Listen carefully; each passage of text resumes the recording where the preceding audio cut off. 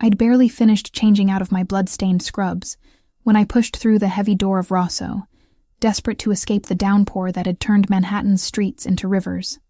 November had arrived with a vengeance, and I'd spent the last 12 hours at the emergency veterinary clinic trying to save a golden retriever that had been hit by a taxi. We lost him 20 minutes before my shift ended. The jeans and sweater I'd pulled on felt wrong somehow, too normal for a night where nothing felt normal. The warmth inside the Italian bar hit me like a wall, steam rising from my soaked burgundy jacket as I stood dripping on the polished hardwood floor. The place was nearly empty, just a handful of people scattered across the leather booths that lined the brick walls. Soft jazz played from speakers I couldn't see, mixing with the low murmur of conversation and the clink of glasses. I made my way to the bar, peeling off my jacket and draping it over the stool beside me. My fingers were still trembling slightly, the adrenaline from the failed surgery refusing to fade. 2 months in this city. 2 months since I'd left Boston, and a relationship that had slowly suffocated me, and I still wasn't used to the relentless pace of working in Manhattan. "What can I get you?" The bartender appeared, his white shirt crisp despite the late hour. He looked me over with the practiced neutrality of someone who'd seen everything. "Hot chocolate," I said, my voice rougher than I intended. "With a shot of whiskey." He nodded once and disappeared. I pressed my palms against the cool mahogany of the bar, trying to ground myself. The golden retriever's owner had been a little girl, maybe 7 years old. The way she'd screamed when I came out to deliver the news would haunt me for weeks. My hand drifted to the small silver necklace at my throat, the tiny pendant shaped like half of a heart. I'd worn it every day for 15 years, a habit so ingrained I barely noticed it anymore. Val had given it to me the night before I was adopted, pressing the matching half into my palm with tears streaming down her face. "So you never forget me," she'd whispered. I never did forget, but I'd lost her anyway. The bartender returned with my drink in a ceramic mug, steam curling from the surface. I wrapped both hands around it, letting the heat seep into my skin. Through the window, I watched the storm continue its assault on the city. People rushing past with newspapers held over their heads, car horns blaring at the flooded intersections. I was halfway through my drink when the atmosphere shifted. It wasn't dramatic, not at first, just a subtle change in the energy of the room, like the barometric pressure dropping before a tornado.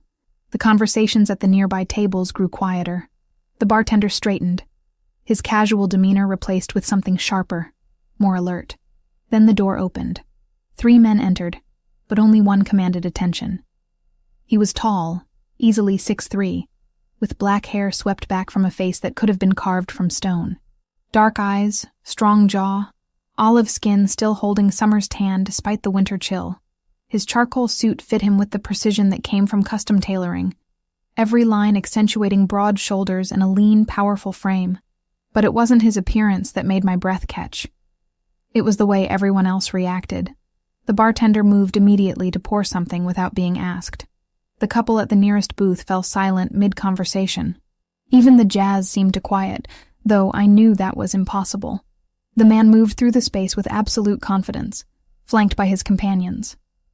One was tall and heavily built, his nose clearly broken more than once. The other was leaner, with cold eyes that swept the room in constant assessment. They were heading toward the private area at the back when the lean one spoke, so quietly I almost missed it. But the effect was immediate. The man in the charcoal suit stopped walking and turned, his gaze following the direction his companion indicated. Toward me. I froze, the mug halfway to my lips. His eyes locked onto mine with an intensity that felt physical, like being pinned by a spotlight. For 3 seconds, maybe 4, we stared at each other across the dim interior of the bar. Then his gaze dropped, traveling down to where I'd pushed up the sleeves of my dark gray sweater, to my left forearm, to the scar. His expression changed so completely, it was like watching a mask shatter. The casual confidence vanished, replaced by something sharp and dangerous. He was moving before I could process what was happening, crossing the distance between us with startling speed. "Let me see your arm." His voice was deep, smooth, with the barest trace of an Italian accent threading through his words. "Excuse me?" I managed. setting down my mug with shaking hands. He didn't repeat himself. Instead, his hand shot out and gripped my wrist, not painfully but with unmistakable authority. He yanked my arm toward him, turning it so the inside of my forearm was exposed under the bar's lighting. The scar was old, faded to a pale pink line against my skin. 2 letters intertwined in a shape that could have been abstract art if you didn't know what you were looking at. A V inside another V, the lines crossing at specific points that had been carefully planned by 2 little girls with a piece of broken glass. Who are you? The man's grip tightened slightly, his eyes never leaving the scar. Where did you get this? My heart hammered against my ribs. I don't know what you're talking about. Let go of me. Not until you answer my question. He looked up then, and I saw something in his face that made my stomach drop. Pain. Deep, aching pain hiding behind the anger. Who are you? The bigger man had materialized behind me, blocking any escape route. The lean one stood to my right, his hand resting inside his jacket in a way that suggested a weapon. The other patrons had suddenly found reasons to look anywhere else, their drinks becoming fascinating. My name is Emma Collins, I said, forcing the words out past my tight throat. I'm a veterinarian. I work at Eastside Animal Emergency. I've never seen you before in my life, and I have no idea why you care about an old scar. When did you get it? His thumb pressed against the scar, tracing one of the lines. How long ago? 15 years, I whispered. When I was 12. Now please, let go. His jaw tightened. Come with me. What? No. I'm not going anywhere with you people. It wasn't a request. He released my wrist, but only to gesture sharply toward the back of the bar. You can walk, or Marco can carry you. Your choice. The bigger man, Marco, apparently, took a step closer. I looked at the bartender, hoping for some intervention, some help. He was studiously polishing a glass, his eyes fixed on his work. No one was going to help me. I was alone with these men who clearly operated outside normal rules, and refusing would only make things worse. Fine, I said, sliding off the stool. My legs felt unsteady, adrenaline flooding my system for the 2nd time that night. But if you hurt me, I'm screaming. No one's going to hurt you, Miss Collins. The man's voice had softened fractionally, though his expression remained granite. I just want to talk. He led the way toward a door I hadn't noticed before, tucked beside the bar. It opened onto a narrow hallway that smelled of aged wood and expensive cologne. Another door at the end, this one heavy oak with a brass handle. Inside was an office that spoke of serious money. Dark wood paneling, leather chairs, a massive desk that dominated the space. Floor-to-ceiling bookshelves lined one wall, filled with leather-bound volumes that looked antique. A single lamp cast golden light across the desk's surface. The man gestured to one of the chairs facing the desk. Sit. I sat. Marco took up position by the door while the lean man disappeared back into the bar. The man in the charcoal suit moved behind the desk, opening a drawer. When he pulled out the photograph, my world tilted. It was old, faded around the edges, but the image was clear. A young woman, maybe 19 or 20, laughing at something off camera. Dark hair cascading over one shoulder, warm brown eyes crinkled with joy. And there, on her left forearm, clearly visible as she reached toward whoever held the camera, was a scar identical to mine. No, I breathed, my hand flying to my mouth. No, that's not possible. You recognize her. Another statement, not a question. I couldn't speak.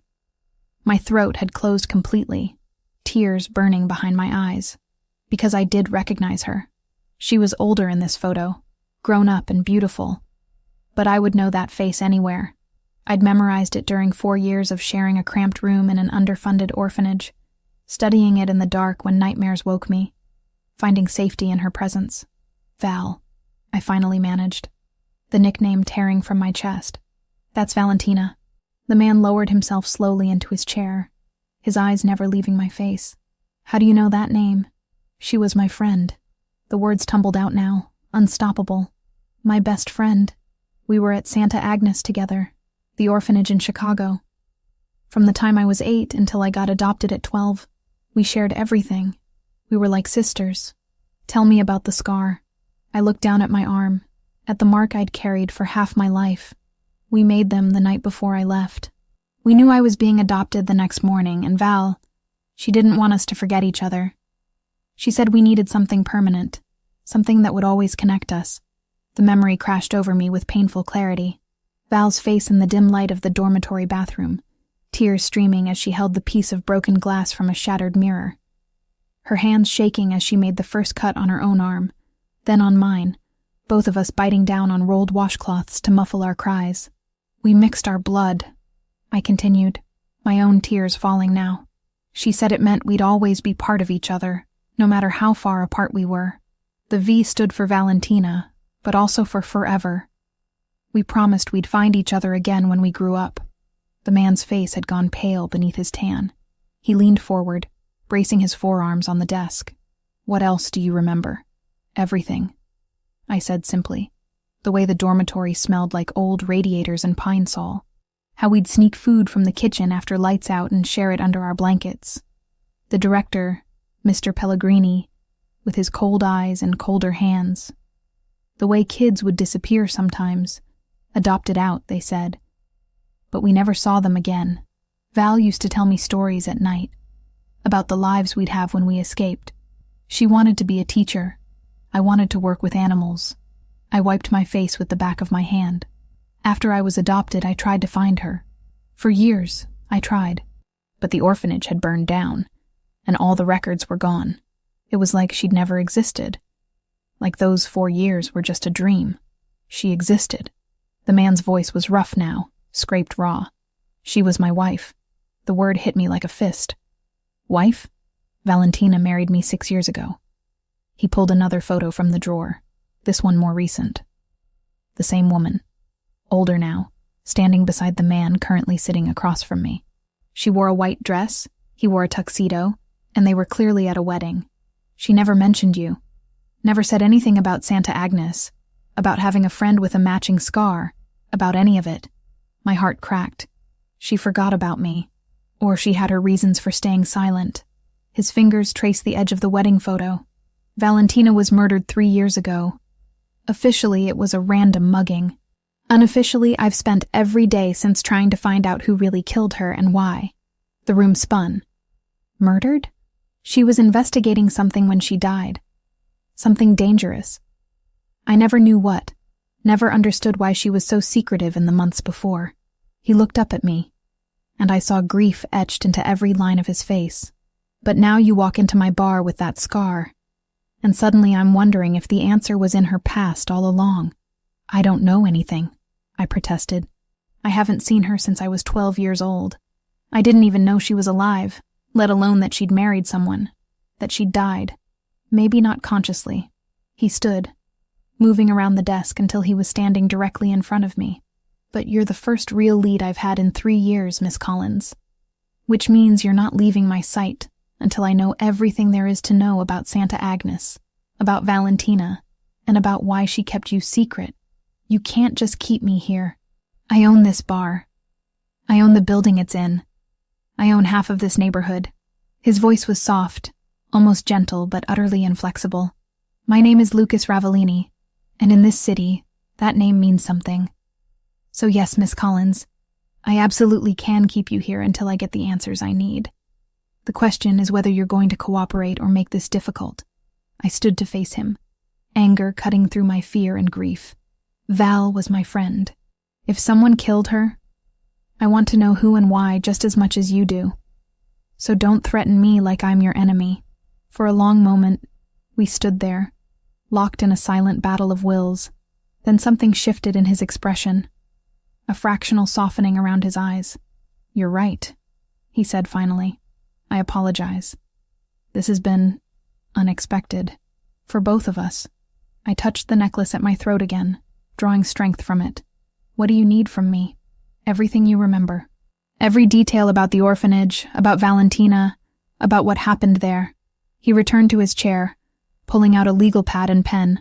And then we're going to figure out why my wife died and make sure whoever's responsible pays for it. I sat back down, my wet clothes leaving damp patches on the leather. Outside, the storm continued to rage. But inside this office, a different kind of storm was beginning. One that had been brewing for 15 years, waiting for two old friends' paths to cross again, even if one of them was already dead. The apartment Lucas Ravellini provided wasn't a prison cell, but it might as well have been. Located on the 14th floor of a building I'd never noticed despite working blocks away, it had floor-to-ceiling windows overlooking the East River, hardwood floors that gleamed under recessed lighting, and furniture that screamed money in quiet, understated tones. A king bed dominated the bedroom, its white linens so crisp they looked almost hostile. The kitchen was stocked with food I hadn't chosen, the bathroom filled with toiletries still in their packaging. What it didn't have was freedom. I'd been here for 3 days, and Marco the bodyguard stood outside my door like a statue made of muscle and silence. When I tried to leave that first morning, he'd simply stepped in front of me, his expression apologetic but immovable. "Mr. Ravellini's orders, Miss Collins. You stay here until he's verified your story." So I stayed. What choice did I have? Call the police and tell them what, exactly? That a powerful man was keeping me in a luxury apartment while investigating his wife's murder. They'd laugh me out of the station, assuming they even believed me. Lucas Ravellini clearly had reach in this city, connections that went deeper than I wanted to contemplate. My phone was my only link to the outside world, and I'd used it constantly those first 2 days. Called my supervisor at the clinic, fabricated a story about a family emergency in Boston. She'd been understanding, told me to take the time I needed. The relief in her voice suggested she thought I needed mental health days after losing the golden retriever, and I didn't correct her assumption. I also scrolled through every search result I could find about Valentina Ravellini. The articles from 3 years ago were sparse but consistent. Wife of prominent businessman Lucas Ravellini found dead in apparent mugging. Tragedy strikes Manhattan power couple. Police seek witnesses in fatal robbery. The photos showed her at charity events, always elegant in designer clothes, her dark hair styled perfectly, her smile warm but somehow distant. I studied each image obsessively, trying to reconcile this polished woman with the scared little girl who'd shared my narrow bed during thunderstorms, who'd stolen extra bread from the kitchen to make sure I ate. She'd lived an entire life I knew nothing about. Married a man who clearly adored her, if the grief carved into his features was any indication. Moved through a world of wealth and privilege, so far removed from Santa Agnes, it might as well have been another planet. And apparently, she'd never mentioned me once. That hurt worse than I wanted to admit. On the afternoon of the 3rd day, Lucas arrived with 2 other men I didn't recognize. They wore dark suits and carried leather briefcases, their expressions professionally neutral. Lawyers, I guessed, or investigators. They set up in the apartment's dining area, spreading documents across the glass table. Lucas gestured me over without greeting. "I need you to verify some information." I sat, my jaw tight. "Good afternoon to you too." His eyes flicked to mine briefly. "I apologize." "Good afternoon, Miss Collins. Now please verify this information." The first document was my adoption record, somehow obtained despite privacy laws. I scanned it, recognizing my younger self's signature at the bottom, the careful loops I'd practiced for weeks before signing. Thomas and Patricia Collins, approved adoptive parents. Date of adoption, March 15th, the year I turned 12. "That's accurate," I said. "Tell me about them." "The Collins family." I leaned back in the chair, crossing my arms. They seemed nice at first. Patricia baked cookies. Thomas coached Little League. They had a house in Brookline with a backyard and a dog named Chester. They wanted a daughter to complete their perfect family picture. What went wrong? The question landed like a punch. I'd spent years in therapy dissecting exactly what went wrong, understanding that it wasn't my fault, that I'd been a traumatized kid with behavioral issues stemming from institutionalization. Understanding didn't make it hurt less. "I had nightmares," I said quietly, screaming nightmares that woke the whole house. I hoarded food in my room because I was terrified there wouldn't be enough. I couldn't stand being touched without warning, which made Patricia cry because she wanted to be an affectionate mother. I got into fights at school when kids made fun of my secondhand clothes. Lucas's expression hadn't changed, but something in his posture had softened fractionally. After 2 years, they sat me down and explained very calmly that they'd made a mistake. that they weren't equipped to handle a child with my level of need, that it would be better for everyone if I returned to state care. I picked at a loose thread on my sleeve. They were probably right. I was miserable there, trying to be someone I wasn't. But it still felt like being thrown away twice. One of the investigators made a note. Lucas didn't move. Where did you go after? Back into the system. Foster homes, mostly. Some were okay, some were terrible. All were temporary. I learned to keep my head down, not get attached. On my 18th birthday, I aged out with exactly $300, a garbage bag of belongings, and a social worker who helped me apply for college scholarships. You chose veterinary medicine. Animals don't lie, I said simply. They don't pretend to want you when they don't. They're honest about their needs and their pain. It made sense to me. Lucas nodded slowly. And your recent move to Manhattan from Boston. My shoulders tensed. That's not relevant to Valentina. Everything about you is relevant until I determine otherwise. The arrogance in his tone sparked my anger back to life. I left because my ex-boyfriend was suffocating me. He wanted to know where I was every minute, who I talked to, what I spent money on. He never hit me, if that's what you're asking. But he didn't have to. The control was violence enough. Something dark crossed Lucas's face. His name? Why? You planning to break his kneecaps? I tried to make it sound sarcastic, but given what I'd learned about Lucas Ravellini in my internet deep dives, I wasn't entirely joking. Just curious. His tone suggested otherwise. We spent the next 2 hours going through every detail I could remember about Santa Agnes. The investigators took meticulous notes as I described the building's layout. A converted Victorian house that always smelled of boiled cabbage and industrial cleaner. The shared bedrooms with bunk beds lined up military-style, thin mattresses and thinner blankets. The dining hall where we ate in shifts. The oldest kids serving the younger ones under the watchful eye of staff who seemed perpetually exhausted. I described Mr. Pellegrini, the director, his tall frame always dressed in cheap suits that hung slightly wrong. His office that smelled of coffee and something chemical I could never identify. The way he'd call certain children in for interviews, and they'd leave looking pale and shaken, but no one ever explained why. Some kids just disappeared, I told them, touching the necklace at my throat without thinking. We'd go to bed with them in the next bunk, and by morning they'd be gone. The staff said they'd been adopted, that families had come for them. But it always happened so fast.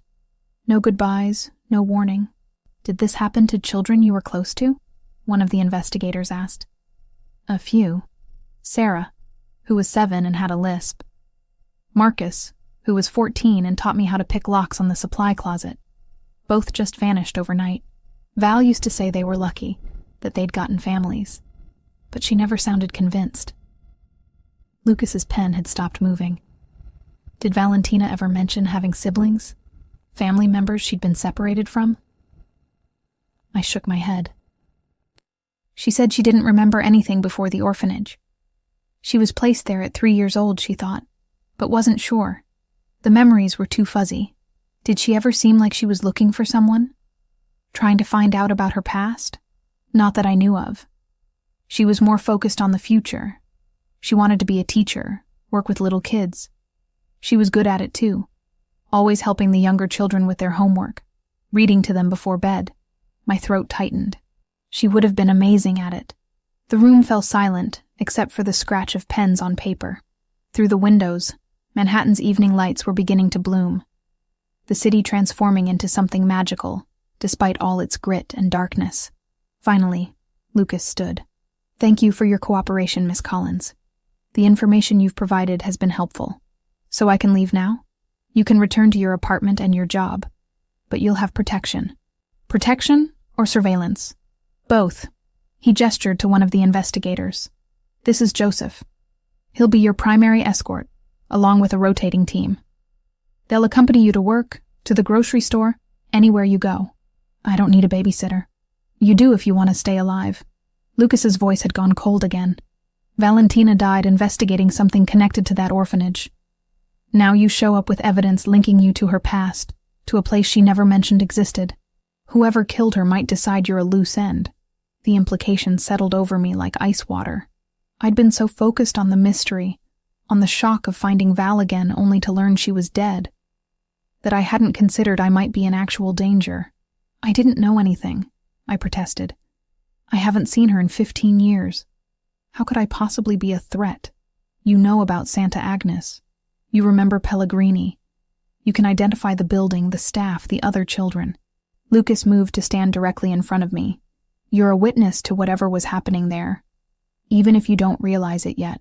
My hands started shaking. I clasped them together in my lap, refusing to show more weakness than I already had. Then help me remember. Tell me what you know about Valentina's investigation. That's exactly what I intend to do. He pulled out his phone, typing something quickly. Tomorrow I'll show you what she was working on before she died. Tonight, Joseph will take you home to collect whatever you need, then bring you back here. This apartment is secure. Your building isn't. You want me to move in here? Temporarily. Until we know more about the threat level. I looked around the pristine space that felt nothing like home. Then I thought about my tiny studio in Hell's Kitchen. The sketchy neighborhood I'd chosen because it was what I could afford. The building with locks that barely worked, and neighbors I didn't know. Fine, I said finally. But I need to go to work tomorrow. I have patients depending on me. Animals in recovery that need consistent care. Lucas nodded. Joseph will coordinate with your schedule. But Miss Collins, I want to be clear about something. I met his gaze, steeling myself. Until we find out who killed Valentina and why, your life isn't entirely your own. You're connected to this investigation whether you like it or not. The only question is whether you fight me every step of the way, or whether we work together to get answers. I want answers, I said quietly. Val was the closest thing to family I had for 4 years. If someone murdered her, I want them to pay for it. Something shifted in his expression, the hardness cracking just slightly. She would have liked that you're still loyal to her. Even after all this time, did she really never mention me? The question escaped before I could stop it. Not once in 6 years? Lucas was quiet for a long moment. She had nightmares sometimes. She'd wake up calling a name I didn't recognize. Em or Emmy. I always assumed it was someone from her past, but she'd never tell me who. She'd just say it was nothing. Go back to sleep. My vision blurred with sudden tears. Emmy. That's what she'd called me. My full name too formal for a little girl's tongue. The nickname had died when I left the orphanage. No one else ever using it. She'd remembered. Through everything. Through building a new life and marrying a man who clearly loved her.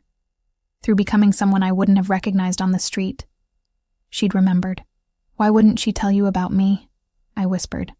I don't know. Lucas's voice had gentled. But I intend to find out. Joseph stepped forward, his expression professional but not unkind. Miss Collins, whenever you're ready, we can go collect your things. I nodded, not trusting myself to speak. As I gathered the few items I'd brought to this gilded cage, my mind spun with questions that had no answers. Valentina had kept me secret, locked away in whatever box she'd built around her past. But she'd also dreamed about me, called my name in her sleep. Whatever had happened to her, whatever she'd been investigating, it was connected to the 4 years we'd spent as sisters in everything but blood.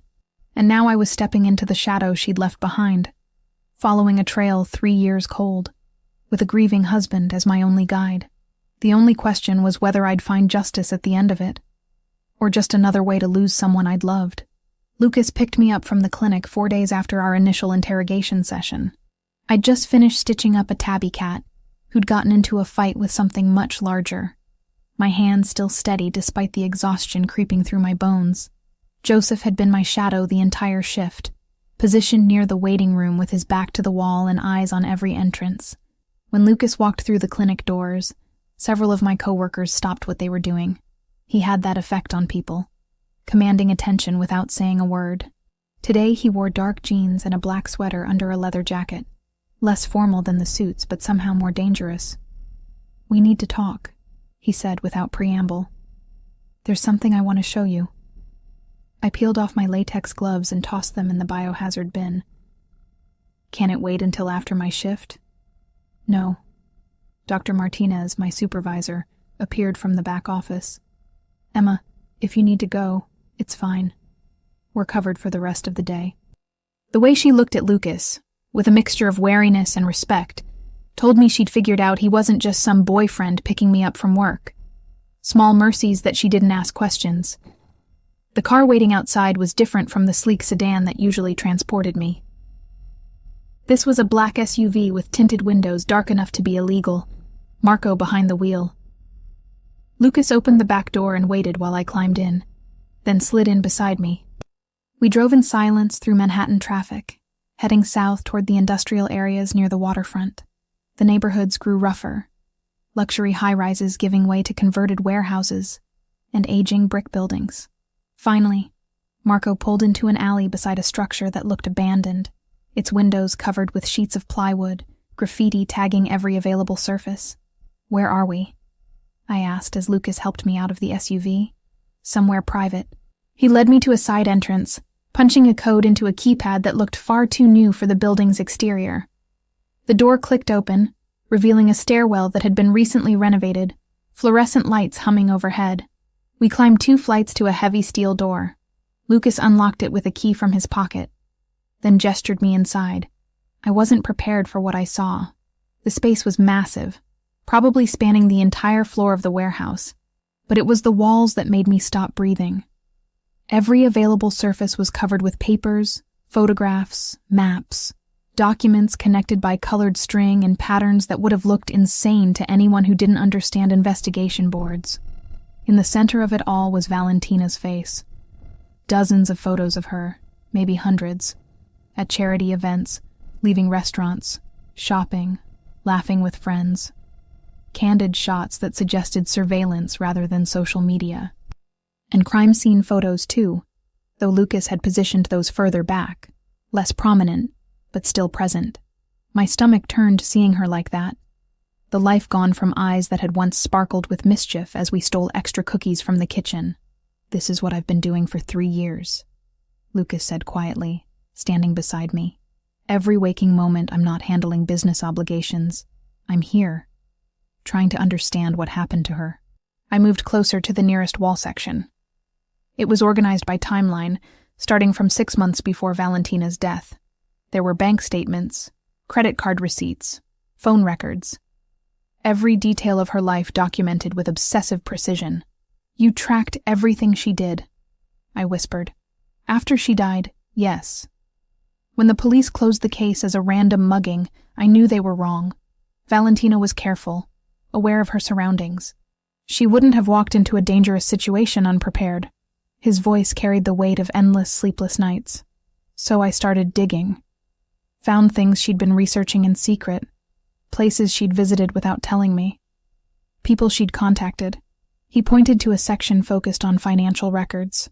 "This is what led me to the truth. Valentina had been tracking money movements through a charitable organization called Hope Foundation. Legitimate on the surface. Donations going to children's services, foster care support, adoption assistance. But the numbers didn't add up.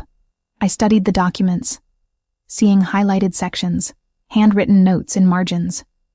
How so? Money coming in matched reported donations, but money going out to actual services was only about 30%. The rest disappeared into shell companies, offshore accounts. Lucas pulled out a folder from a filing cabinet and handed it to me. It took months to trace, but I finally found where most of it was going. To facilitate private adoptions, international placements, payments to officials in multiple countries to expedite paperwork. My hands shook as I opened the folder. Inside were lists, spreadsheets with names, dates, ages, and amounts. Children. Dozens of them, maybe more. "Child trafficking," I said, my voice hollow. "On a massive scale. Operating for at least 15 years before Valentina started investigating." Lucas moved to another section of the wall. "And the organization running Hope Foundation? They also operated several orphanages and group homes, including this one." He tapped a document, and I saw the name that made my blood run cold. Santa Agnes Home for Children, Chicago, Illinois. Operated 1995-2008. "They closed it down a year after you left," Lucas said. "Claimed financial difficulties, sold the property, scattered the remaining children to other facilities. Very thorough in destroying records. There was a fire in the administrative office that wiped out most documentation. That's convenient. Too convenient, which is why Valentina became convinced the fire was deliberately set to cover evidence. He handed me another folder, this one thicker. These are the documents she managed to recover.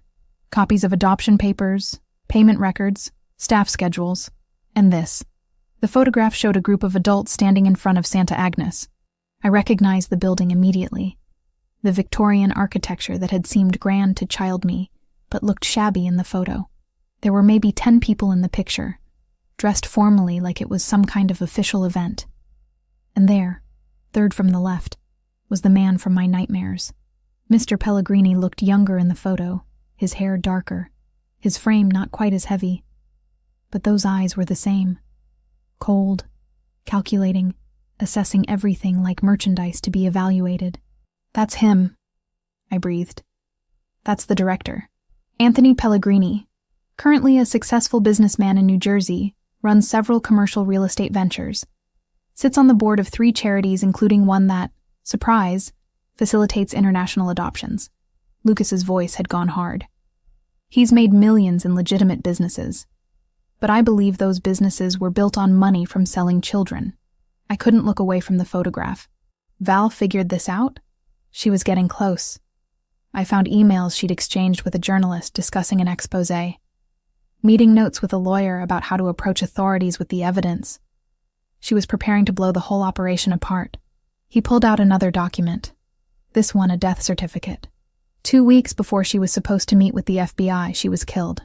The certificate listed cause of death as blunt force trauma, multiple stab wounds.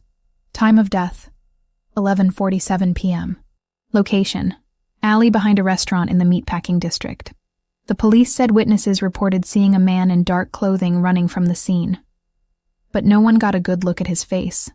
Security cameras in the area had mysteriously malfunctioned that night. Very professional hit made to look like a robbery gone wrong. Lucas's jaw tightened. Someone knew what she was planning. Someone with resources enough to orchestrate her death and cover the tracks. I set down the folder, my legs suddenly unsteady. Lucas guided me to a chair positioned in front of a desk covered with more files. "Why are you showing me this?" I asked. "Because you're connected to it whether you want to be or not. You lived in that orphanage.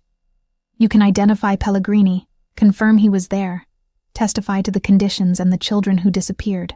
Lucas crouched in front of me, his dark eyes intense. "You're a witness to his crimes, Emma.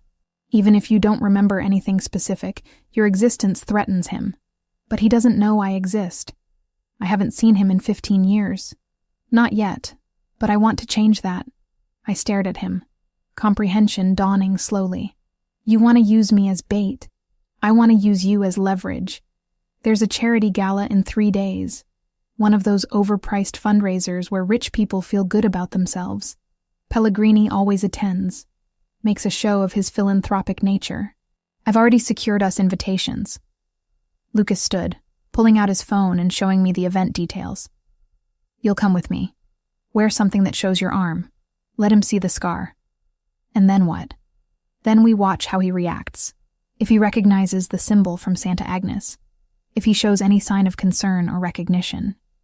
We'll know he remembers. We'll know he's vulnerable." Lucas pocketed his phone. Valentina was working alone, trying to protect everyone around her by keeping them in the dark. I'm not making that mistake. We work together on this, or we don't work at all. I thought about Val, how she'd kept this investigation secret even from the man she married, how she'd carried this burden alone until it killed her.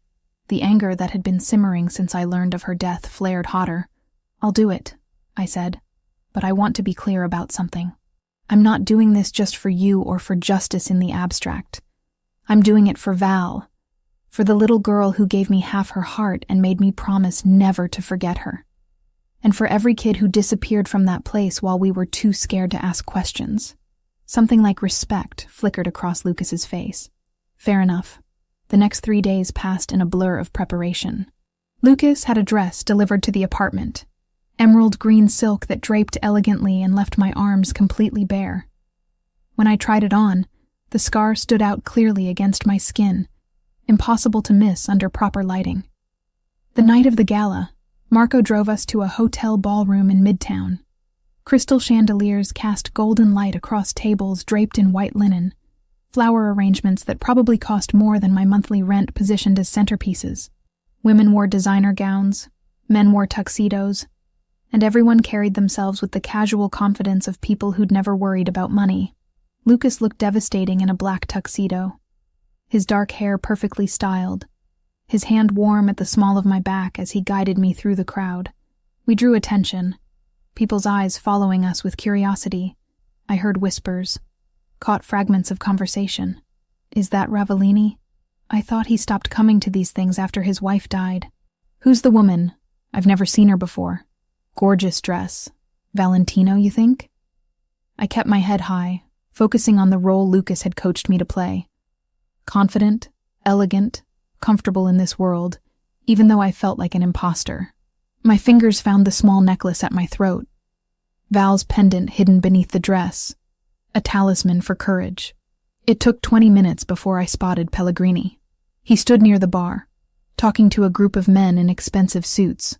He'd aged considerably since the photograph, his hair completely gray now, his frame carrying more weight. But the eyes were the same, and when I saw them, my childhood fear came rushing back so strongly I almost stumbled. Lucas steadied me immediately. That's him? Yes, I managed. Then let's get his attention. We circulated through the room, Lucas introducing me to various people whose names I immediately forgot. He positioned us strategically, moving gradually closer to where Pellegrini held court. Finally, we were close enough that I could hear the man's voice, smooth and cultured, discussing something about commercial development. Then Lucas maneuvered us directly into Pellegrini's line of sight. I raised my champagne glass to my lips, the movement deliberate, my left arm fully extended with the scar exposed. I saw the exact moment Pellegrini's gaze landed on it. His face went completely still. The champagne in his own glass sloshed slightly as his hand trembled. He said something to his companions, excusing himself mid-conversation, and started walking toward us. My heart hammered against my ribs. Lucas's hand found the small of my back again, grounding me. "Excuse me," Pellegrini said, his voice carrying that false warmth I remembered too well. "I'm sorry to interrupt, but have we met before? You look extraordinarily familiar." I turned to face him fully, letting him see my face clearly under the chandelier light. "I don't believe so. I'm Emma Collins." "Emma Collins," he repeated slowly, his eyes never leaving my scar. "That name doesn't ring a bell, but I could swear I know you from somewhere. Have you done any work in children's services? Charity organizations, perhaps?" "Not professionally, though I did spend time in the foster system as a child." I kept my voice light, casual. "Chicago area mostly. Place called Santa Agnes. Maybe you've heard of it?" The effect was instantaneous. What little color remained in his face drained completely. His champagne glass nearly slipped from his fingers before he recovered, that professional mask sliding back into place. "Santa Agnes?" "Yes, I believe that was a group home that closed some years back. Unfortunate situation." He forced a smile that looked more like a grimace. "Well, it was lovely meeting you, Miss Collins. If you'll excuse me, I just remembered I have an urgent call to make." He turned and walked away with controlled speed, not quite running, but close. Lucas watched him go with predatory interest. "That was more than recognition," he murmured in my ear. "That was fear." Within minutes, Pellegrini had left the gala entirely. Lucas made a subtle gesture, and I saw Joseph slip out after him, along with another man I recognized from Lucas's security team.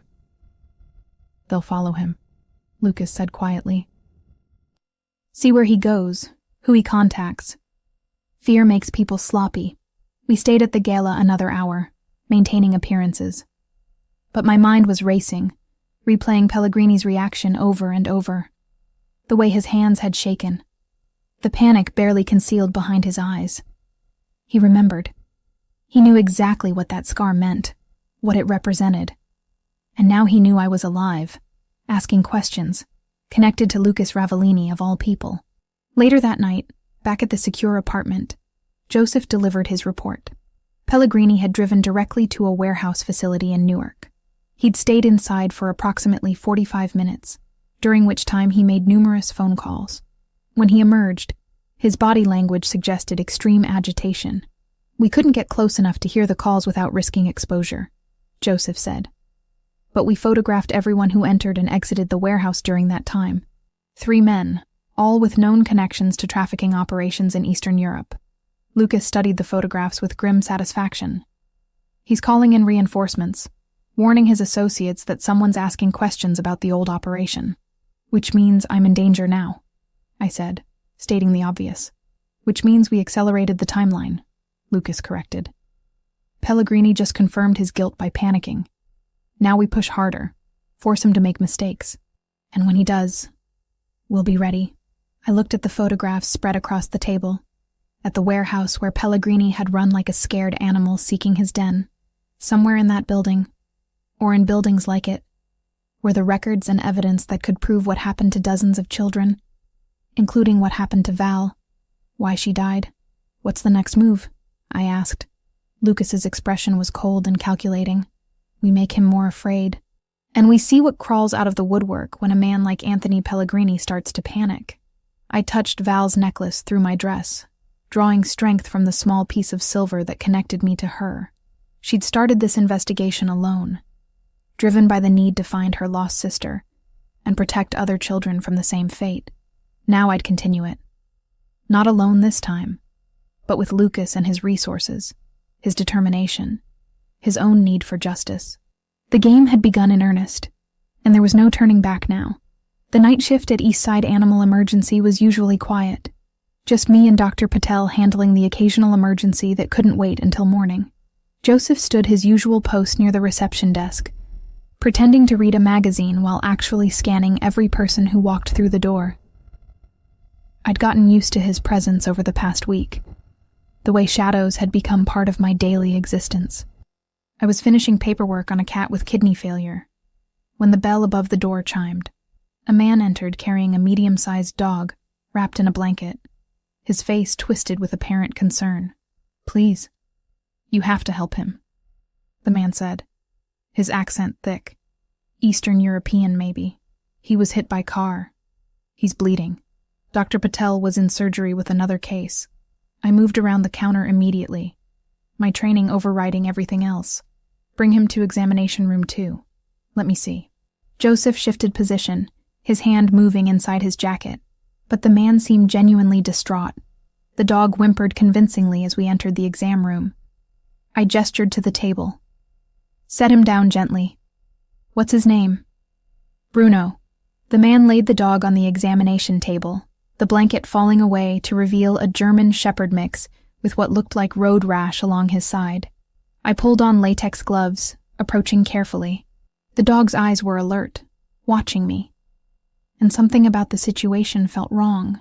Dogs in genuine distress didn't track movement that clearly, but my hands were already reaching for him, checking his gums, feeling for broken bones. That's when the door burst open behind me. 2 more men rushed in, and I saw the guns before my brain could process what was happening. The first man grabbed my arm, yanking me backward, his grip bruising. I opened my mouth to scream, and he clamped his other hand over it. "Quiet," he hissed. "Come with us, no trouble." The door to the exam room exploded inward. Joseph came through it like a force of nature, his own weapon drawn. He fired twice, the sound deafening in the small space. I felt, rather than saw, the first man drop, his grip on me releasing as he fell. More gunfire erupted from the lobby. Glass shattered. Someone was screaming. Maybe me. Maybe the receptionist who'd been at the front desk. I dropped to the floor, crawling behind the examination table, my hands slick with blood that wasn't mine. The dog, I realized distantly, had jumped off the table and disappeared. Not injured at all, just bait. They'd used a dog as bait to get to me. More men poured through the clinic's entrance. I heard Marco's voice shouting orders, then the distinctive sound of automatic weapons. The examination room window exploded, raining glass across my back. I curled into a ball, making myself as small as possible, pressed against the base of the cabinets where I kept surgical supplies. Someone stepped into the room. I saw boots, expensive leather, moving through the debris. My heart stopped. Then I heard Lucas's voice, cold and lethal. Emma. Where is she? Behind the table. Joseph called back, his voice strained. She's clear. Strong hands pulled me up. Lucas's face swam into focus, his expression harder than I'd ever seen it. Blood spattered his white shirt, though I couldn't tell if it was his. Are you hurt? His hands ran over my arms, my shoulders, checking for injuries with clinical efficiency. No, I don't think so. My voice sounded strange, distant. The dog wasn't really hurt. They used him to get me close. I know. He pulled me against his chest. One arm wrapped around me protectively while his other hand held his weapon. We're leaving. Now. The clinic was destroyed. Bullet holes pocked the walls. The waiting room chairs were overturned, and blood stained the linoleum in spreading pools. 2 bodies lay near the entrance. Neither of them Marco or Joseph, thank God. The receptionist huddled behind the desk, crying but apparently unharmed. Police are coming, Marco said, appearing at Lucas's shoulder. We need to be gone before they arrive. Lucas didn't argue. He half carried me through the side entrance where an SUV waited, engine running. Marco drove while Lucas kept me pinned against him in the back seat, his body a shield between me and the windows. We drove north, leaving the city's lights behind. My ears still rang from the gunfire, my hands shaking violently now that the adrenaline was fading. I couldn't stop seeing that moment when the man grabbed me, couldn't stop feeling his hand over my mouth. They knew where I worked, I said finally, my voice hollow. You said I'd be protected. You said I'd be safe. I was wrong. Lucas's jaw was tight, a muscle jumping beneath his skin. They moved faster than I anticipated. I'm sorry. Sorry? The word came out sharp, anger cutting through the fear. You used me as bait. You dangled me in front of Pellegrini like I was nothing, and now people are dead. That clinic, those animals, Dr. Patel was in surgery when this happened. He's fine. Marco confirmed it before we left. That's not the point. I shoved away from him, pressing myself against the opposite door. The point is, you knew this would happen. You knew showing me to Pellegrini would put a target on my back, and you did it anyway. Yes. He didn't try to deny it, didn't offer excuses. I gambled with your safety because I needed to confirm he recognized you, that he saw you as a threat. I was right, but I underestimated how quickly he'd move to eliminate that threat. So what now? How many more times do I almost die before you get your revenge? This isn't about revenge. For the first time since I'd met him, Lucas's control cracked. This is about justice for a woman who died trying to protect children from monsters. This is about making sure the people who killed her can't hurt anyone else. And yes, I used you. I won't apologize for that. But I won't let them take you the way they took her. The vehemence in his voice startled me into silence. We drove for another hour, the city giving way to suburbs, then to rural darkness punctuated by occasional farmhouses. Finally, Marco turned down a private road marked only by a small stone pillar. The house appeared gradually through the trees, a sprawling structure of wood and stone that looked more like a lodge than a residence. Security lights illuminated the driveway, and I saw at least 3 other men positioned around the property perimeter. Lucas helped me out of the SUV, his hand gentle now where it had been commanding before. You'll be safe here. I own the property through several shell companies. No one outside my inner circle knows it exists. Inside, the house was warm and surprisingly comfortable. Wood beam ceilings soared overhead, a stone fireplace dominated one wall, and leather furniture was arranged to take advantage of the floor-to-ceiling windows overlooking a dark lake. Under different circumstances, it would have been beautiful. There are bedrooms upstairs, Lucas said. Choose whichever you like. You'll find clothes in the closets, all sizes. Bathroom is stocked. Kitchen is fully supplied. Another gilded cage. I moved to the windows, staring out at my reflection. Behind me, Lucas stood with his hands in his pockets, blood still staining his shirt. I failed her. The words came out quietly, almost too soft to hear. Valentina. She was investigating something dangerous, and I was too focused on business to notice. Too confident that my reputation would protect her. When she died, when I found her in that alley, I swore I'd never fail like that again. I turned to face him. His mask had completely dropped, leaving only raw pain visible in his features. Every day for 3 years, I've lived with the knowledge that I could have saved her if I'd just paid attention. If I'd asked the right questions, noticed her withdrawing, pushed past her deflections. She died alone, Emma. Died protecting me from whatever she'd discovered. And I let it happen. My anger drained away, replaced by something more complicated. You couldn't have known. I should have. He moved to the fireplace, bracing his hands against the mantel. I knew Pellegrini would see you as a threat. I knew he'd act. I thought I had more time. Thought I could control the situation better. I gambled with your life because I'm obsessed with not failing again. And I almost got you killed anyway. I crossed the room slowly, standing a few feet away from him. You saved my life tonight. Your people were there. If Joseph hadn't come through that door when he did, if I hadn't put you in that position at all, you wouldn't have needed saving. Val was investigating Pellegrini before she ever met you, I said. This started long before you were in the picture. You didn't fail her, Lucas. The system failed her. The people who should have protected those children failed them. Pellegrini and everyone who enabled him failed. You're just the one who loved her enough to keep fighting after she was gone. He looked at me then, really looked, and I saw the depth of his grief laid bare. I don't know how to do this any other way. Don't know how to stop. Then don't stop, but stop blaming yourself for things you couldn't control. We stood there in the silence of the lodge, two people bound together by a dead woman's memory and a shared need for justice. Outside, the lake reflected starlight, peaceful and oblivious to the violence we'd left behind in the city. Over the following days, a strange domesticity developed. Lucas worked from the lodge, taking calls in the study, coordinating his various business interests remotely.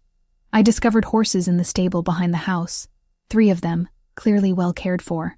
No one stopped me when I started visiting them, spending hours brushing their coats, cleaning their stalls, finding solace in the simple, honest work. Lucas watched me sometimes. I'd look up from grooming one of the horses and see him standing at the window of his study, his expression unreadable. When I came back inside, he'd be on a phone call or reviewing documents. But the coffee waiting for me was always exactly how I liked it. Conversations happened in fragments. Over breakfast, I told him about veterinary school, how I'd worked 3 jobs to afford it even with scholarships. How the first time I successfully performed surgery on a dog hit by a car, I'd cried for an hour afterward, overwhelmed by the responsibility of holding life in my hands.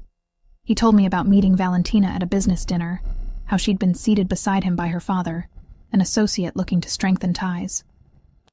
How she'd spent the entire meal asking him questions about legitimate aspects of his businesses, pointedly ignoring the unspoken understanding of what else he controlled.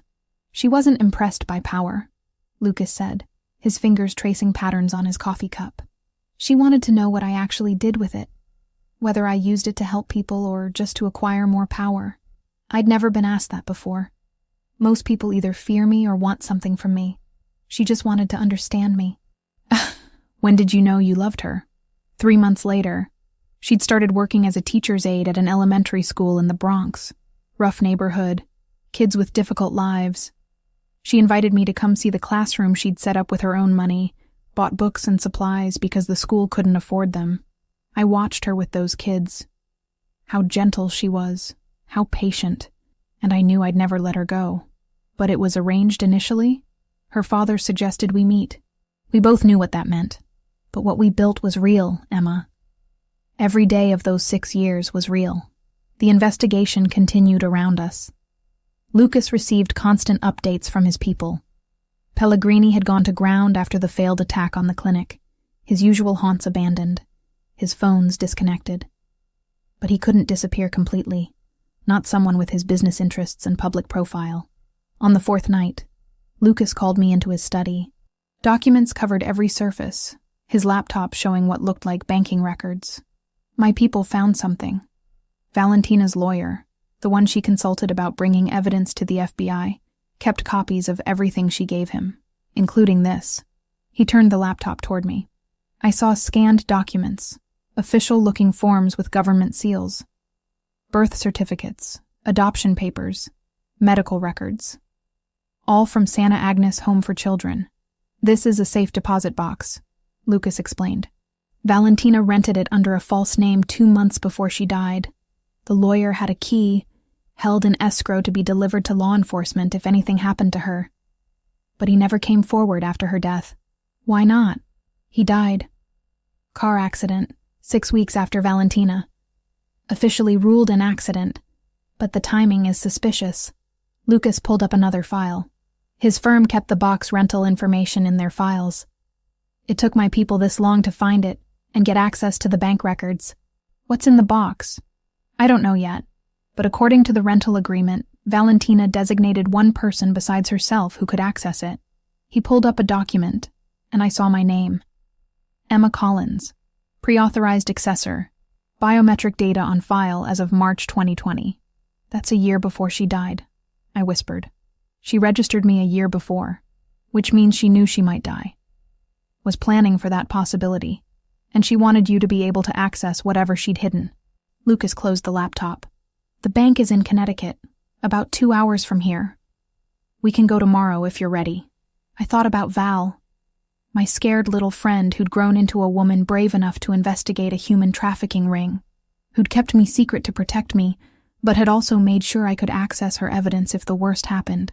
She'd never forgotten me. Not really. She'd just loved me enough to keep me far away from the danger she was walking into. I'm ready, I said. That night, I couldn't sleep. I stood at the window of the bedroom I'd claimed, watching the lake shimmer under moonlight. Tomorrow, I'd learn what Val had been hiding, what she'd deemed important enough to die protecting. And somehow, I'd have to find the strength to continue what she'd started. The drive to Connecticut took longer than expected. Morning traffic clogged the highways leading out of the city, giving me too much time to think about what we might find in Valentina's safe deposit box. Lucas sat beside me in the back seat, working on his laptop, but I caught him glancing at me more than once. The tension between us had shifted over the past week at the lodge. It wasn't just the shared purpose anymore, the mutual need for justice. Something else hummed beneath the surface, charged and dangerous in its own way. I'd catch myself watching him when he thought I wasn't looking, noticing details I had no business noticing. The way his jaw tightened when he was frustrated, how his voice softened when he spoke about Valentina, the careful way he moved around me, always aware of where I was, making sure I felt safe. It was becoming harder to remember that this man was dangerous, that his world was built on violence and control, even if he wielded those tools for what he believed were righteous reasons. You're quiet, Lucas said, closing his laptop.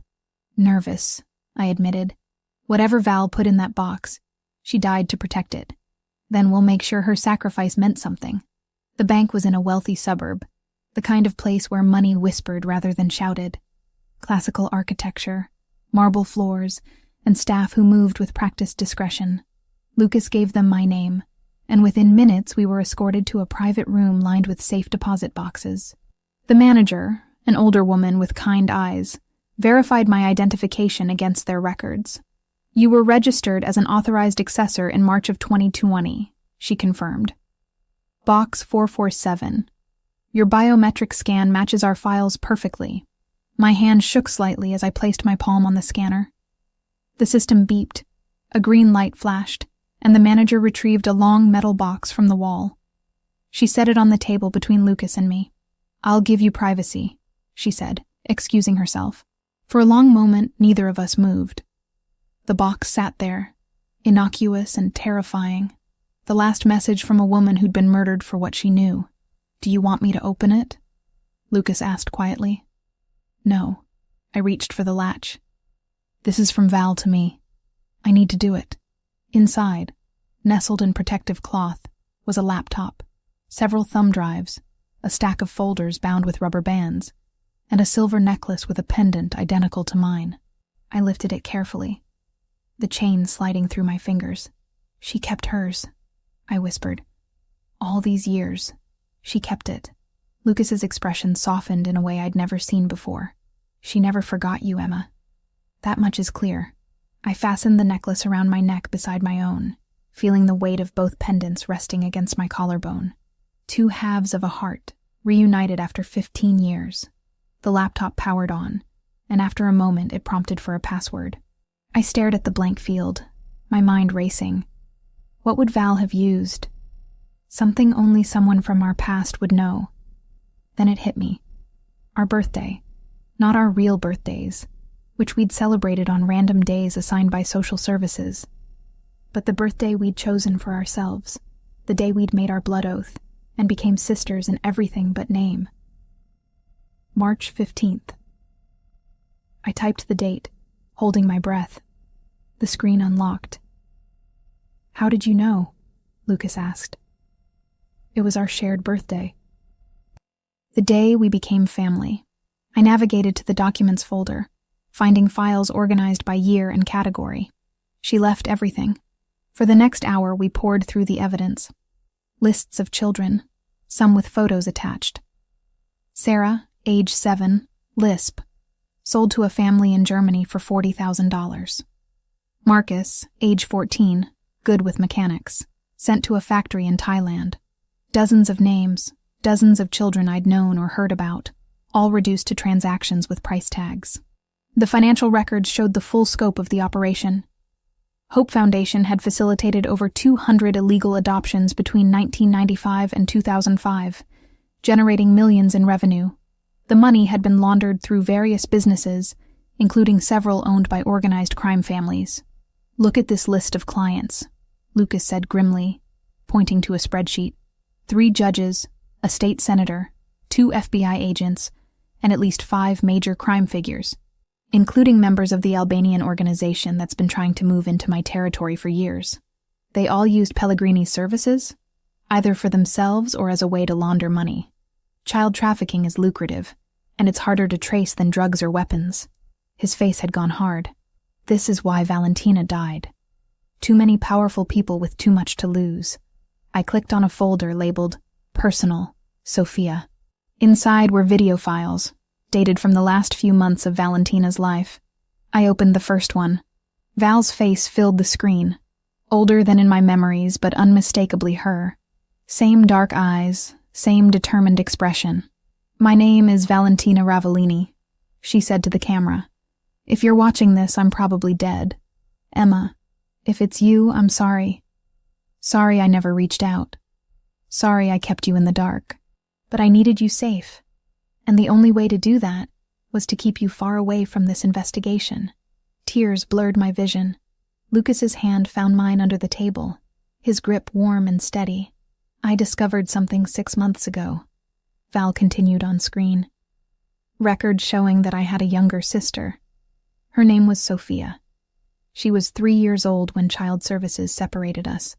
I don't remember her at all, but the documents don't lie. She was placed in Santa Agnes with me for 2 weeks. Then she disappeared from the system completely. She paused, wiping her own eyes. I traced her through Pellegrini's records. She was sold like merchandise to a family named Dubois in Lyon, France. She was 5 years old. They paid $50,000 for her. My God, I breathed. I've been trying to find her, to see if she's okay, if she knows what happened to her. But every step I take toward the truth makes this network more nervous. Lucas doesn't know about any of this. I can't tell him because his world is too connected to these people. If he tried to help, it would start a war. On screen, Val leaned closer to the camera. "Emma, if you're watching this, I need you to do something for me. Find Sophia. Use these records. Use Lucas's resources if he's helping you. And find my sister. Tell her I never stopped looking. Tell her I loved her even though I didn't remember her." The video ended. I sat frozen, overwhelmed by the weight of Val's final request. "We'll find her," Lucas said quietly.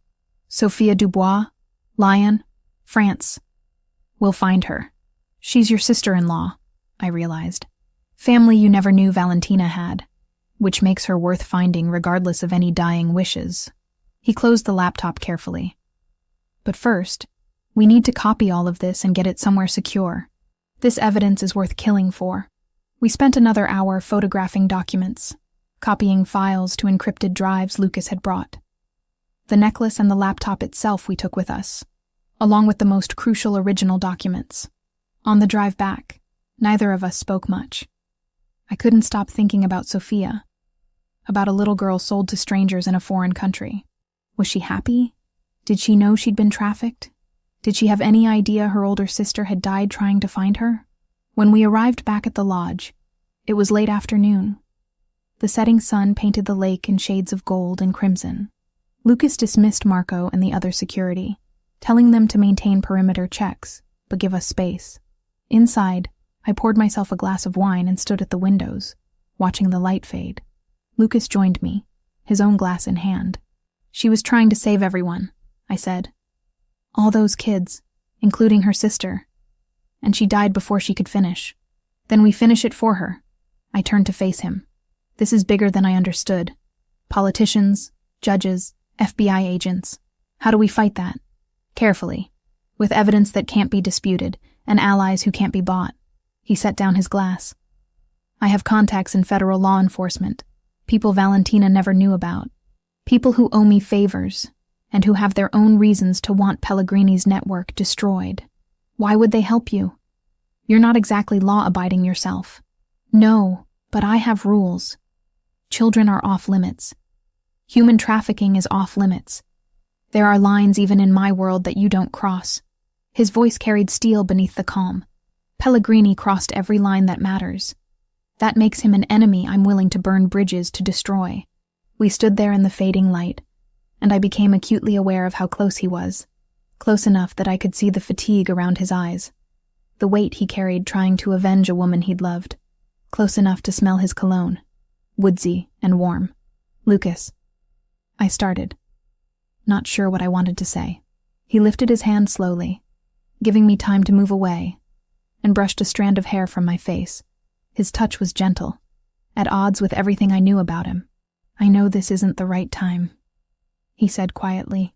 "I know you're grieving your friend, that you're scared and angry and confused. But Emma, you need to know that somewhere in all of this, you became more than just a connection to Valentina, more than just a witness or a source of information." My breath caught. "What are you saying?" "I'm saying I've started looking forward to seeing you in the mornings, to hearing your thoughts about the investigation, about everything. I'm saying that when those men attacked the clinic, the terror I felt wasn't about losing a witness. It was about losing you specifically. This is a terrible idea," I whispered, even as I swayed closer to him. "Your world, my world, they don't fit together." "I know." His other hand came up to frame my face. "Tell me to stop." I should have. Every rational part of my brain screamed that getting involved with Lucas Ravellini was the worst decision I could possibly make.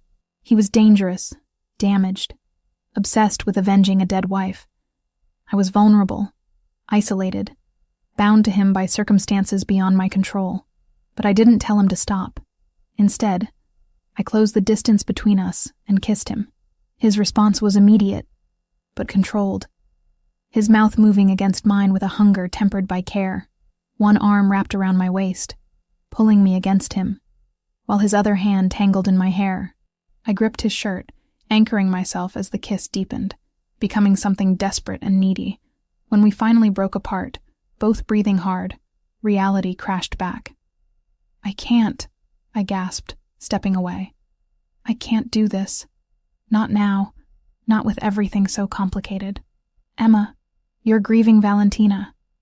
I'm grieving her too, and I'm scared, and I don't trust my own judgment right now." My hands shook as I pushed them through my hair. "If we do this, if we cross that line, there's no going back.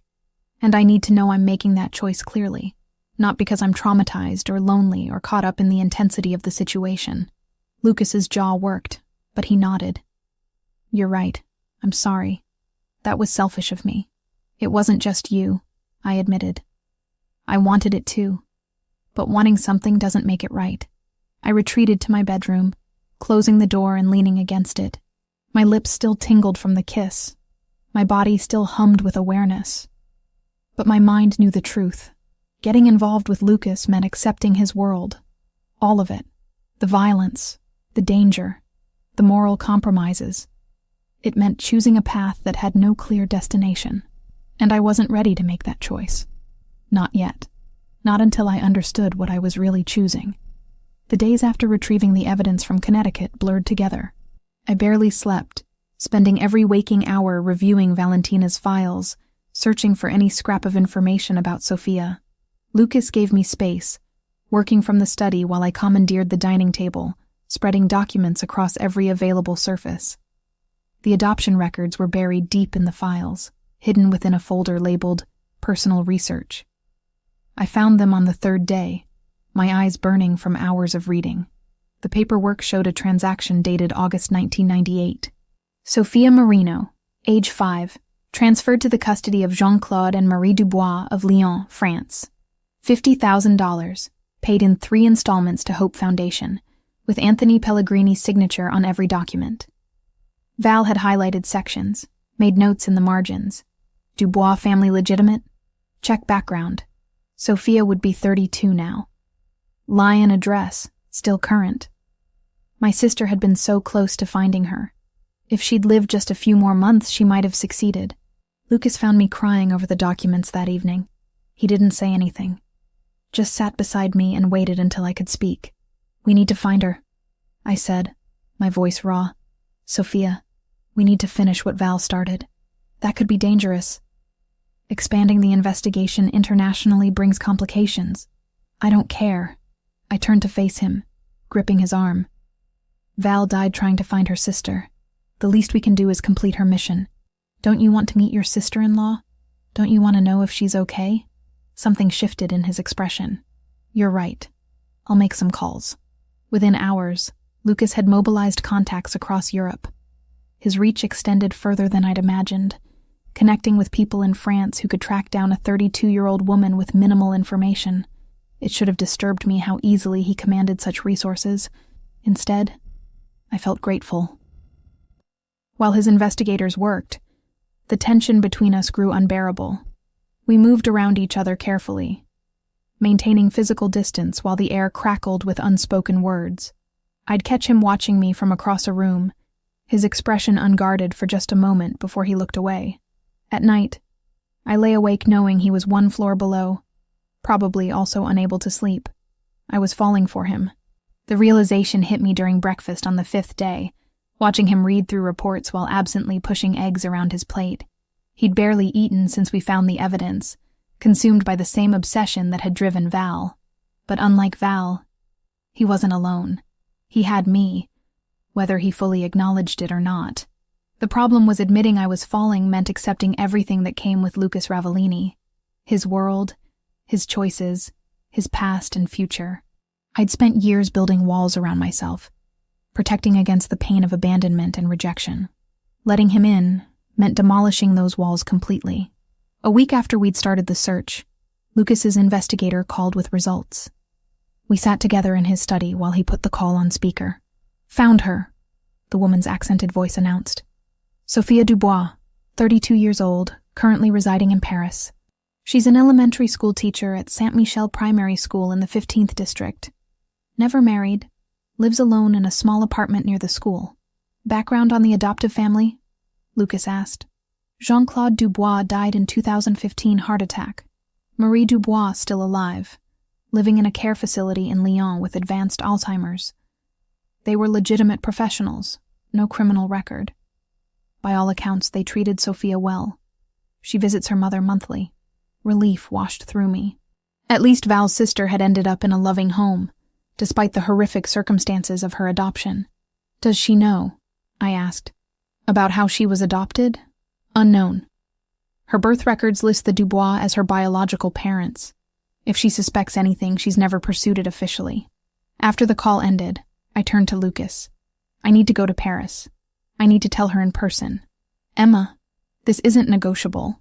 Val left me that message specifically asking me to find Sophia and tell her the truth.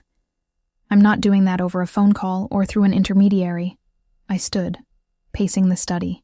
"She deserves to know she had a sister who loved her, who died trying to find her." Lucas studied me for a long moment. "Then I'm coming with you." "For security." "Fine." 2 days later, we landed in Paris. The city spread beneath us as we descended. Beautiful and ancient and completely overwhelming. I'd never been to Europe, never traveled much beyond the East Coast. Now I was about to shatter a woman's entire understanding of her own history. Lucas had arranged everything with his typical efficiency. A car waited at the airport, a hotel suite overlooking the Seine, contacts who confirmed Sophia's schedule and habits. She spent Saturday mornings at a cafe near her apartment, grading papers and reading. That's where I found her. The cafe was tucked into a quiet street in the 15th district, small tables spilling onto the sidewalk despite the November chill. I spotted Sophia immediately.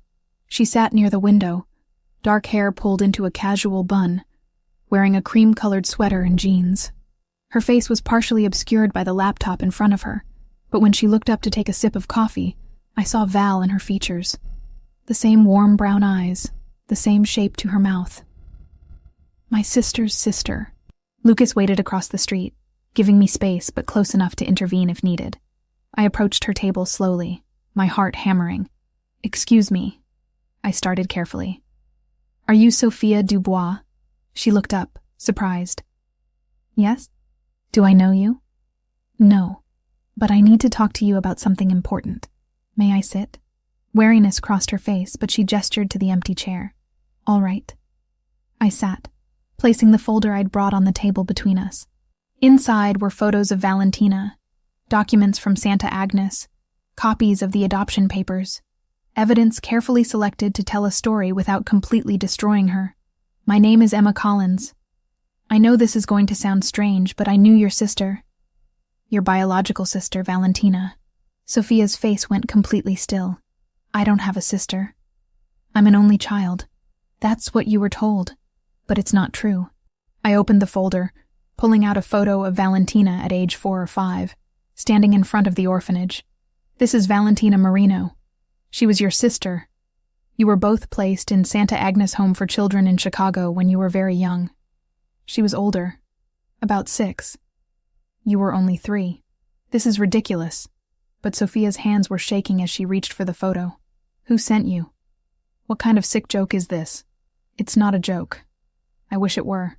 I pulled out the adoption papers next, the ones showing her sale to the Dubois family. "You were separated when you were 5. Your adoptive parents paid $50,000 through an organization that was trafficking children internationally. They may not have known it was illegal. They may have believed they were going through legitimate channels. But the truth is, you were stolen from your sister and sold." Sophia stood abruptly, her chair scraping against the floor. "You're insane. I need you to leave. Please, just look at this." I pulled out my laptop, the one containing Valentina's videos. "Your sister spent the last months of her life trying to find you. She was murdered 3 years ago because of it. The least you can do is watch what she wanted to say to you." Something in my voice must have convinced her. She sat back down slowly, her eyes never leaving my face. "Murdered? Yes, by the people running the trafficking operation. She got too close to the truth." I turned the laptop toward her and pressed play on the video file labeled, "For Sophia." Val's face filled the screen. Sophia gasped, one hand flying to her mouth. "My name is Valentina Marino," Val said from the recording. "If you're watching this, then you're my sister Sophia, and someone finally found you. I'm so sorry it took so long. I'm so sorry I couldn't find you myself." Tears streamed down Sophia's face as Val continued, describing fragmented memories of a baby sister, a toddler who laughed constantly, a little girl taken away in the middle of the night while Valentina screamed and fought the adults holding her back. "I never forgot you," Val said. "Even when I couldn't remember your face, I knew something was missing. Someone was missing. And when I found the records, when I learned what happened to us both, I promised myself I'd bring you home." The video ended. Sophia sat frozen, tears dripping onto the table. She was married. I continued quietly. "To a man named Lucas Ravellini. She was happy, as far as I know. She became the kind of person who fought for children who couldn't fight for themselves. And she never stopped looking for you. Why didn't she find me?" Sophia's voice broke. "If she was looking, why didn't she find me before she died? Because she ran out of time. Because the people she was investigating killed her before she could finish." I pulled out the letter, the handwritten pages Val had sealed in an envelope marked, "For my sister. She wrote this for you, in case she died before she could meet you." Sophia took the letter with trembling hands. She read silently, her shoulders shaking with sobs. I looked away, giving her privacy with her sister's final words. When she finally finished, she set the letter down carefully, as if it might disintegrate. Did she suffer? When she died? I don't know the details, but it was quick from what I understand. And you? How did you know her? We were friends. As children, in the same orphanage. We lost touch when I was adopted, but we made a promise to never forget each other. I touched the necklace at my throat, both pendants visible. She kept hers. Even after all those years, she kept it. Sophia reached out, her fingers brushing the silver. She really loved me. I can feel it in her words. She did, more than anything. We sat in silence for a long time, the cafe bustling around us while Sophia processed information that had just rearranged her entire life. Finally, she looked up at me with red-rimmed eyes. "Thank you," she whispered, "for finishing what she started, for making sure I knew the truth. She would have wanted you to know, would have wanted you to understand that you were loved, even when you were apart." Sophia gathered the photos, the documents, holding them against her chest like precious treasures. "Will you tell me about her? About what she was like?" So I did. I told her about Val the child, brave and fierce and protective. And Lucas, who'd been watching from across the street, eventually joined us, telling her about Val the woman, brilliant and determined and full of hope. We talked until the cafe closed, sharing stories of a woman who'd connected us all. And when Sophia finally stood to leave, she hugged me tightly. "I have a sister," she said. "I had a sister who loved me. That changes everything." As I watched her walk away, both our contact information saved in her phone, I felt the weight of Val's final request lift from my shoulders. I'd done it. I'd honored her memory, finished her mission, brought her sister the truth she deserved. It wouldn't bring Val back. Nothing would. But it was something. And for now, that had to be good enough. We returned from Paris to find Lucas's operation already in full swing. The lodge had been transformed into a command center. Monitors displaying surveillance feeds, maps spread across every surface, men speaking in low voices into headsets. I stood at the edge of it all, feeling like an outsider watching a machine I didn't fully understand. Lucas found me on the back deck, staring at the lake. "We have what we need," he said without preamble. "Valentina's evidence, combined with the contacts I've made, it's finally enough to move." "Move how?" I reached out to an FBI agent, Sarah Mitchell. She's part of a task force investigating child trafficking. Valentina tried to contact her 3 years ago but was killed before they could meet. His jaw tightened. Mitchell confirmed the FBI has been building a case against Pellegrini for years, but never had concrete evidence. Now we do. Over the next 48 hours, I watched Lucas orchestrate something that looked more like a military operation than law enforcement. He coordinated with Agent Mitchell, sharing Valentina's files while keeping his own involvement carefully legal. The FBI couldn't officially work with someone like Lucas, but they could act on anonymous tips and evidence that mysteriously appeared in their possession. The trap was elegant in its simplicity. Lucas's financial people created false transactions, suggesting a large sum of money from the old Santa Agnes operation was being moved through accounts in New Jersey. They made sure the information leaked to sources that would reach Pellegrini, making it look like someone was stealing from funds he thought were safely hidden. "He'll have to verify personally," Lucas explained, pointing to a warehouse location on the map. "The amounts we're showing are too large to trust to intermediaries. His paranoia will force him out of hiding. And then what? Then the FBI arrests him with evidence of financial crimes linking him to the trafficking operation. Once they have him in custody, they can build the full case using everything Valentina collected." It sounded reasonable, professional, safe even. Until Lucas turned to me with an expression I'd learned to dread. "You're staying here during the operation," he said. "Non-negotiable. Lucas, Emma, this isn't the charity gala. This is an active law enforcement operation with armed criminals. I won't put you in that position." Every instinct screamed to argue, but I saw the fear beneath his command. He'd already lost Valentina to this investigation. The thought of losing me too was written plainly across his face. "All right," I said quietly. "I'll stay here." Relief flooded his features. He pulled me close, pressing a kiss to my forehead. Thank you. Marco will be here with you. The operation should be over in a few hours. The night of the operation, I paced the lodge like a caged animal. Marco sat near the door, monitoring communications through an earpiece, his expression giving nothing away. I tried reading, tried watching television, tried anything to distract myself from imagining Lucas in danger. Then Marco's posture changed. He pressed his hand to his earpiece, his face going pale. What? I demanded. What's happening? Complications. Pellegrini brought more security than anticipated, including members of the Albanian organization. My blood went cold. Is Lucas okay? They're engaging now. FBI is moving in, but... He stopped, listening to something I couldn't hear. Multiple shots fired. Officer down. No, wait, I didn't hear the rest. I was already moving, grabbing car keys from the hook by the door, running for the SUV parked in the driveway. Miss Collins, stop! Marco called after me, but I was already behind the wheel, the engine roaring to life. My hands shook on the steering wheel as I raced toward Jersey City. The memory of the clinic invasion flooded back. The sound of gunfire, the smell of blood, the terror of being grabbed.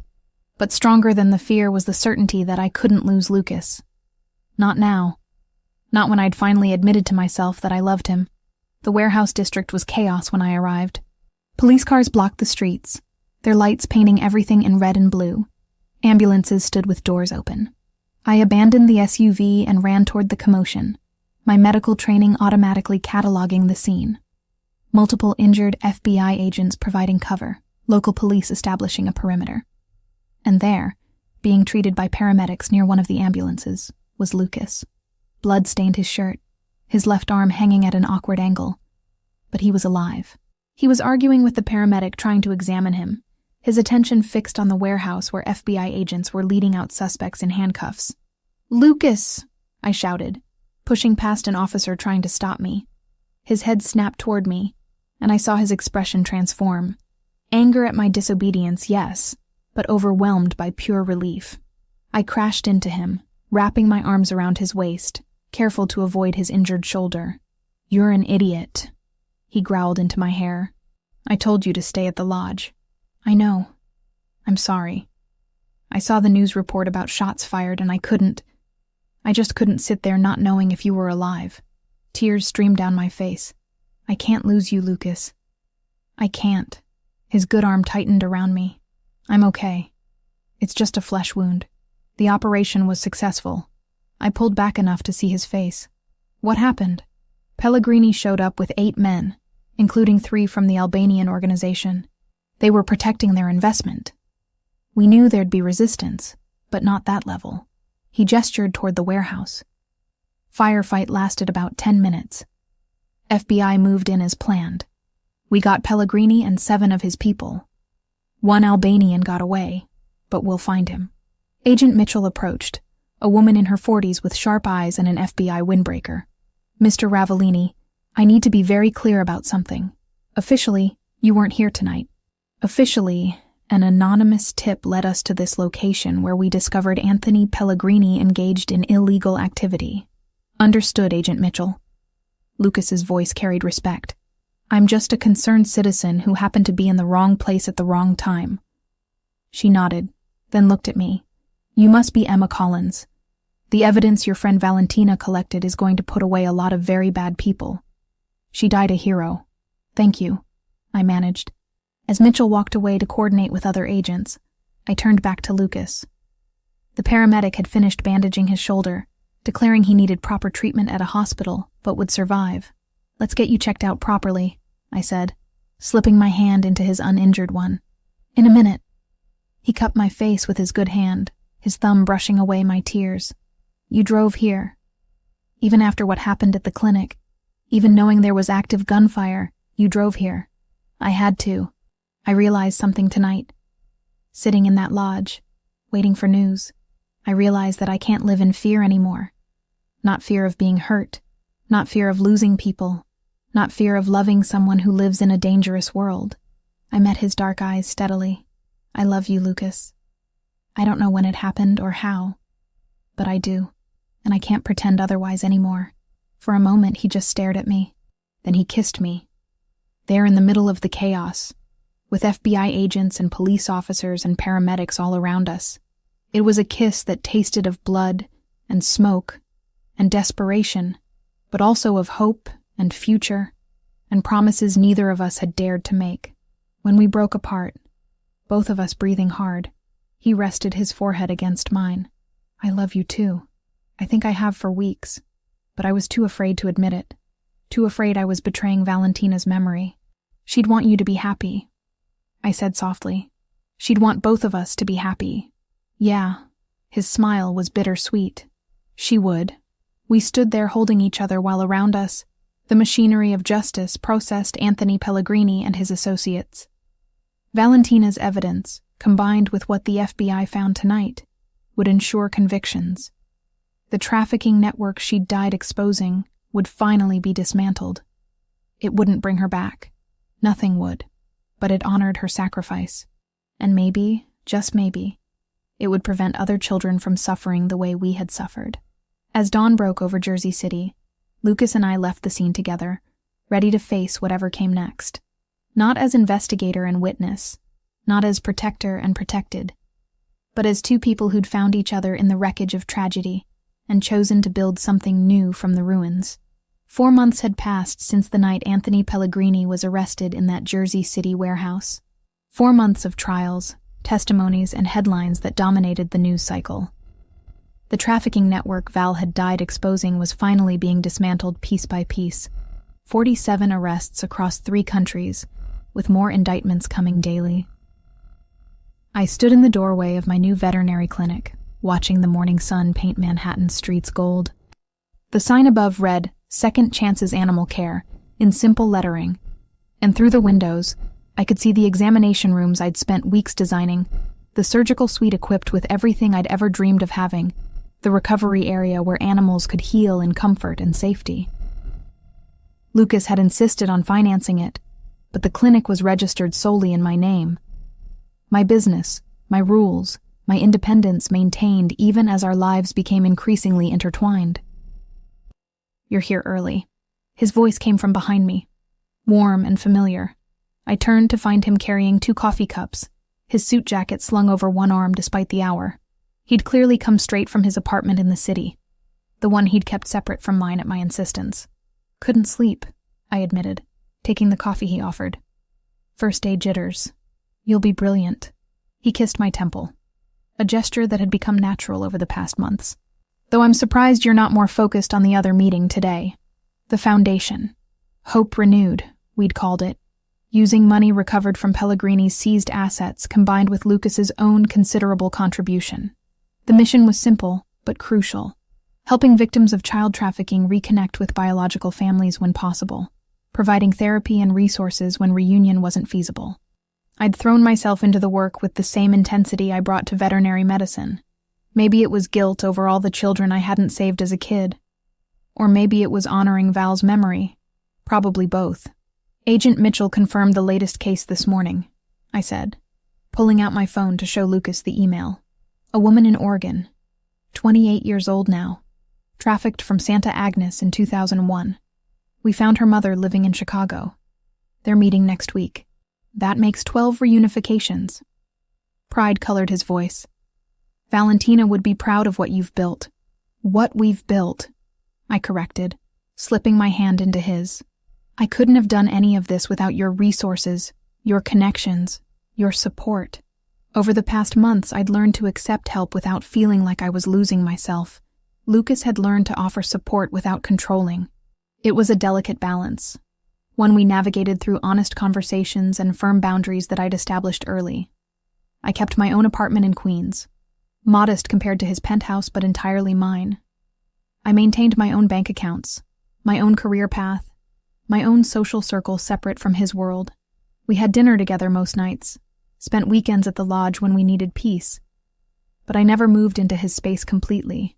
It was the only way I could love him without losing myself in the process. "I have something for you," Lucas said, pulling a small envelope from his jacket pocket. Sophia sent it. Val's sister had stayed in Paris, but we'd remained close, exchanging weekly emails and video calls.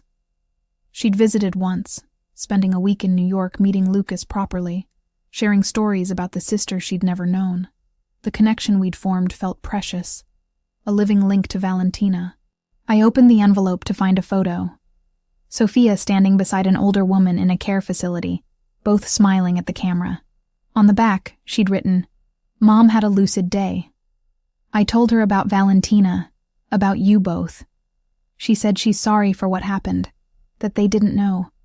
I believe her. Thank you for giving me my sister's memory." Tears pricked my eyes. Marie Dubois, Sophia's adoptive mother, probably hadn't known the adoption was illegal. Many of Pellegrini's clients hadn't, believing they were going through legitimate channels. It didn't excuse what happened, but it complicated the narrative in ways that felt important to acknowledge.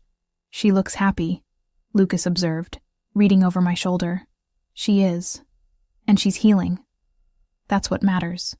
We stood together in the early morning quiet. Two people who'd found each other through tragedy and chosen to build something meaningful from the wreckage. Lucas had started therapy 2 months ago, finally confronting the guilt and grief he'd carried since Valentina's death. I went with him sometimes, working through my own childhood trauma, my abandonment issues, my fear of losing people I loved. It wasn't easy. Some days the weight of everything felt crushing. But we carried it together, and that made all the difference. "Come on," I said, finishing my coffee. "We have somewhere to be before the clinic opens." Lucas understood immediately. We drove to the cemetery in Queens, the small plot where Valentina was buried beneath a simple headstone. I'd visited once before, right after returning from Paris, but this time felt different. This time, I wasn't coming to report on a mission completed. I was coming to share a life transformed. The morning was cold but clear, autumn leaves carpeting the ground in shades of rust and gold. I knelt beside the grave, placing the white lilies I'd brought, Val's favorite flower that I'd learned about from Lucas's stories. "Hey, Val," I said softly. "It's Emma. I brought Lucas with me this time. We have some things to tell you." Lucas crouched beside me, his hand finding mine. Together, we told her about Sophia, about the reunion that had meant everything, about the foundation helping other children, 12 reunifications with more coming, about the clinic opening today, dedicated to healing creatures who couldn't heal themselves, the way Val had tried to heal broken children. "I hope you're proud," I whispered, touching both pendants at my throat, hers and mine reunited. "I hope wherever you are, you know that your death wasn't meaningless, that what you started were continuing, that Sophia knows she was loved, even by a sister she never met." Lucas was quiet for a long moment, then spoke directly to the headstone. "I'm sorry I didn't see what you were doing. Sorry I wasn't there when you needed me most. But I promise you, I'll protect Emma the way I failed to protect you, and I'll make sure every child we can save through the foundation knows they matter, the way you believed they mattered." We sat there in the peace of the cemetery, 3 people connected by blood oaths and wedding vows and shared purpose. The morning sun climbed higher, warming the air, and I felt something settle in my chest that had been restless since childhood. Belonging. Not to a place or a person, though I loved both the clinic and Lucas deeply, but belonging to something larger, a purpose that extended beyond myself, helping others the way Val had tried to help, healing wounds both literal and figurative, being part of a cycle of recovery and hope. When we finally stood to leave, Lucas pulled me close, pressing a kiss to my hair. "I love you, Emma Collins. Every stubborn, independent, brilliant part of you. I love you too, Lucas Ravellini. Even the parts of you that scare me sometimes." He laughed, a sound I'd learned to treasure because it was rare and genuine. Fair enough. As we walked back to the car, I took one last look at Valentina's grave. The sun caught the pendants at my throat, making them shine. 2 halves of a heart, carried by 2 women who'd survived impossible childhoods and fought to protect others from the same fate. Val's fight had ended too soon, but mine was just beginning, and I wouldn't face it alone.